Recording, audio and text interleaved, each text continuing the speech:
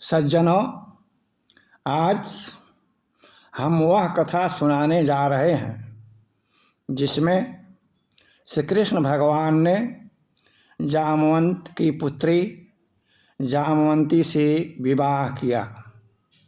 वह कथा भक्तिभाव, पराक्रम, सत्य और निष्ठा की विजय की कहानी है। सत्य है, सुनिए। द्वारिका नगरी में सत्राजीत नाम का एक व्यक्ति था जो सूर्य भगवान की कठोर तपस्या की। सूर्य भगवान ने खुश होकर के उसे अस्मंतक मणि प्रदान किया। अस्मंतक मणि वह मणि है जो मनुष्य की सब इच्छाओं को पूरा कर देती है। सत्राजीत ने अपने भाई प्रसेनजीत को वह मणि एक दिन दिया।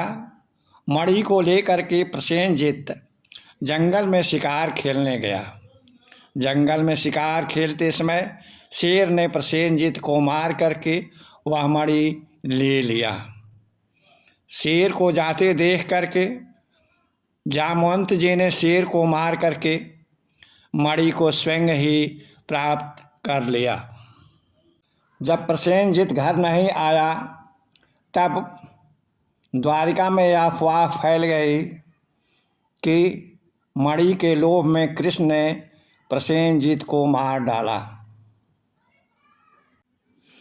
अपने ऊपर लगे हुए अन्यायपूर्ण आरोप को दूर करने के लिए भगवान श्री कृष्ण ने जंगल में प्रस्थान किया और जंगल में उसे मरा हुआ शेर और प्रसेनजीत दोनों दिखाई दिए। आगे एक गुफा दिखाई दी जिस गुफा में भगवान कृष्ण ने प्रवेश किया। जिस गुफा में भगवान श्री कृष्ण ने प्रवेश किया वह गुफा ऋक्षराज जामवंत की गुफा थी।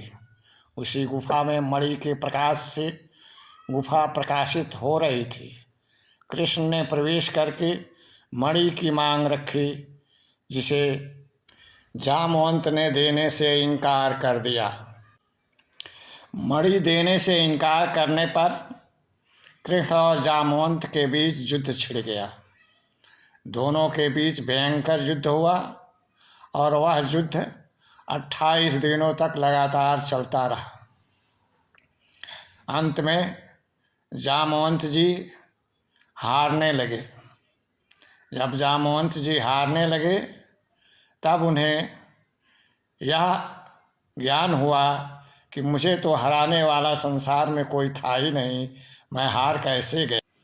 जामवंत जी ने कहा, भगवान आप कौन हैं? मुझे तो मेरे श्री राम के सिवा कोई हरा ही नहीं सकता था, लेकिन आपने मुझे हरा दिया।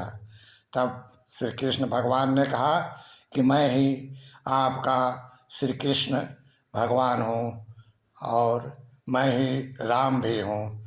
तब जामवंत जी ने अपनी पुत्री का हाथ कृष्ण भगवान के हाथ में दे करके संन्यास ले लिया। इस प्रकार कृष्ण और जामवंती का विवाह संपन्न हुआ। भगवान द्वारिका में आकर के निवास किए और द्वारिका की महारानी जामवंती बनी।